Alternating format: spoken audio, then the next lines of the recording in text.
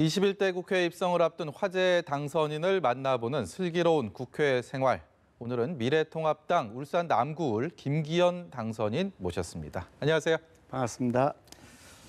21대 총선 과정에서 의도치 않게 주목을 받으셨습니다. 이게 여당의 거센 바람 속, 거센 그런 폭풍 같은 그런 바람 속에서 승리를 하셨는데 어떻습니까? 소감이 좀 늦었지만 여쭤보고 싶습니다. 예, 2년 전 지방선거에서 이제 여러 가지 우여곡절이 있었습니다만 낙선하고 한 2년 동안 굉장히 어려운 과정 절치부심하면서 준비해 왔습니다만 이번에 굉장히 압도적으로 지지해 주신 우리 주민 여러분들께 감사를 드리고요. 특히 이제 이번 선거 과정에서 울산 선거 6개 선거구 중에 예전에 우리 당 소속이 3명이었는데 이번에 5명으로 더 2명이 더 늘어났습니다. 그것도 또 그 과정에서 또 제가 했던 역할도 있고 해서 시민 여러분들께 굉장히 많은 사랑을 받았다 생각하고요. 그 사랑에 보답하도록 더 열심히 해야 되겠다 각오를 다지고 있습니다. 옳고 그름 그리고 특히 법률적 판단이 그런 필요한 부분이라면 재판이 진행 중이기 때문에 제가 가급적이면 언급을 좀 삼가하려고 합니다. 당선인께서도 가급적이면 이런 취지를 이해해 주시고 좀 지켜주셨으면 좋겠는데 각설하고요. 울산 사건, 이른바 하명 수사 의혹, 이 부분이 어떻게 명명을 하든 간에 그 사건의 당사자 김기현 당선인을 떼어놓고는 생각할 수 없는 사건 아니겠습니까? 어떤 의미입니까, 본인에게는? 저에게는 사실은 정말 개인적으로도 도저히 용납하고 참을 수가 없는 그런 모욕을 저한테 준 거고요. 또 그건 개인적인 문제고 또 큰 틀에서 보면 대한민국의 헌정 질서가 무너진 것이다. 대한민국 헌법을 유린한 것이다. 그런 말씀 드리지 않을 수가 없죠. 선거에 청와대를 비롯한 권력층이 개입해서 거기에 주민들의 민심을 강도질했다라고 하는 것이 이 사안의 핵심이다. 저는 그렇게 판단을 하고 있고요. 지금 기소된 공소장의 내용을 보더라도 그와 같은 것이 매우 적나라하게 이렇게 적시가 되어 있습니다. 지금 재판이 진행되고 있는 분들 13분들이 계신데 법원이 아마 엄중하게 심판할 것이라고 생각합니다만 제가 수사 과정에서 그동안 이게 검찰에서 몇 번 조사를 받았습니다. 피해자로서요. 조사를 받는 과정에서 이렇게 보니까 굉장히 심각하게 이 사건에 권력이 개입했다는 것을 확인할 수가 있었습니다. 예. 제가 취재 현장에서 만나뵌 김기현 당선인은 20대 국회, 19대 국회 집권당의 원내 수석 부대표를 하면서 사실 야당과의 원내 협상의 실무를 효과적으로 되게 주도했던 분이었고 제 기억에 그리고 요소마다 중요한 순간순간마다 되게 정치적인 유연성을 발휘했던 분이었습니다. 그런데 이 사건을 거치면서 정치적 투사 같은 그런 느낌이 제가 좀 들었거든요. 개인적으로도 상당히 혼란스러웠는데 본인은 어떻습니까? 정치적 투사 같은 것이라기보다는 피해자의 호소라고 이렇게 이해해 주시면 좋을 것 같고요. 그거는 이제 제가 개인적인 입장에서 제가 겪었던 무슨 충격들 그리고 저뿐만 아니라 저희 가족들이 겪었던 그런 참을 수 없는 모욕에 대한 피해자로서의 호소다고 이해하시면 될 것 같고요. 정치인 김기현으로서의 역할은 또 그거하고는 별개의 문제고요. 좀 전에 우리 정 앵커님 말씀하셨던 것처럼 원내 수석 부대표 하면서 야당과 협상하기 위해서 40번씩 만나서 최종 정부 조직부 협상안을 제가 타결해내기도 했고 또 정책위원회 의장하면서 여야 간 협상을 주도하는 그런 역할을 2년씩이나 해오면서 늘 탄력성 있게 정치를 해왔고요. 앞으로도 탄력성 있는 정치인의 모습 계속 견지해 나갈 겁니다. 예. 이제 한 열흘 정도 남았죠. 이제 열흘 정도 뒤면 21대 국회 드디어 개원을 하게 되는데 국회 문이 열리는 상황에서 원구성을 어떻게 할 것인가, 상임위원장을 어떻게 배분할 것인가를 놓고 여야의 신경전이 조금씩 가열되고 있습니다. 미래통합당 내에서는 김기현 당선인이 법사위원장 후보로 거론이 되는 것 같습니다. 판사 출신이기도 하고 4선 의원이기도 하고 여러 가지 면에서 가장 적합하다라는 얘기 많이 나오고 있는데 본인은 어떤 생각하고 계십니까? 예, 사실 제가 보통 3선 때 상임위원장을 하는데 그때 원내수석 부대표, 정책위 의장도 했고 나이도 어리고 이러면서 상임위원장을 전반기에 못했고 후반기에 지방선거를 나가면서 사직을 하는 바람에 결국 상임위원장 할 타이밍을 놓쳤는데요. 이 4선 들어온 입장에서는 상임위원장을 하는 것이 좋겠다.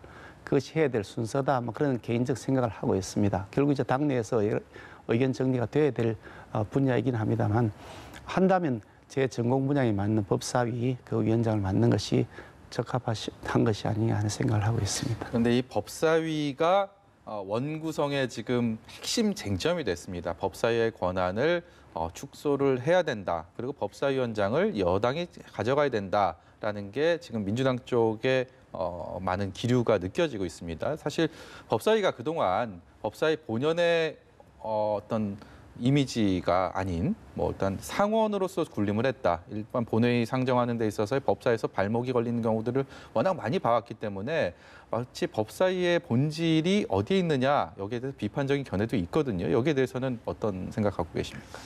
우리 정앵커님 말씀하셨던 것처럼 그런 부분이 일단 있었던 것은 사실이고요.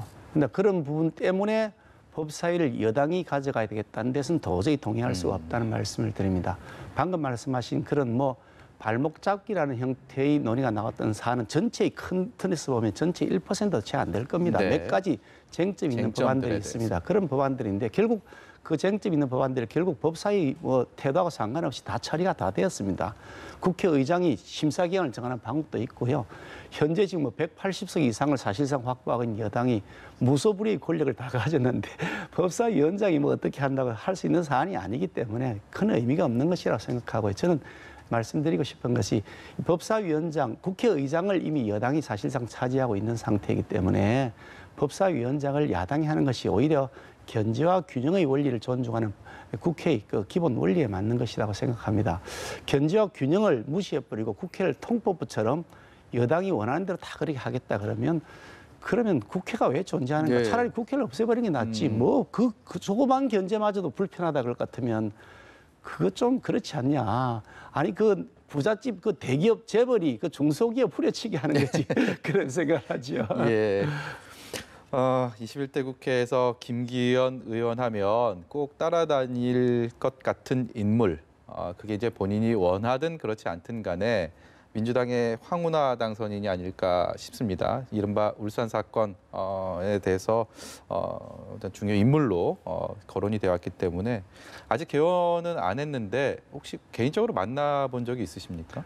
울산시장 할 때는 만났죠. 경찰청장 기관장으로서 예. 공식 업무들이 있으니까 만났죠. 그 외에는 개인적으로 만난 적은 없습니다.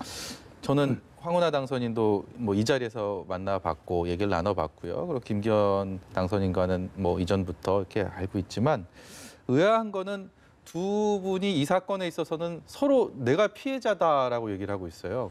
과연 그리고 상대방이 피해자 코스프레를 하고 있다. 이게 똑같은 사안에 대해서 두 분이 지금 전혀 다른 위치와 상황인데 하시는 말씀은 똑같단 말입니다. 어떻게 보십니까? 근데 황운하 당선인이 무슨 피해를 입은지는 모르겠어요. 아니 본인은 아무 피해를 입은 것이 없죠. 저는 저 명예를 다 모욕당했고 훼손당했고 결국 그것 때문에 낙선의 아픔도 겪어서 고통을 2년 동안 지내왔는데 본인이 무슨 피해를 입은지를 모르겠다는 지난번에 거죠. 저희 방송 나오셔갖고 네. 본인은 어쨌든 기소가 돼서 재판을 받는데 아니 기소되는 사람이 다 피해를 받는다 그러면 기소된 게 증거가 없이 기소가 되었습니까?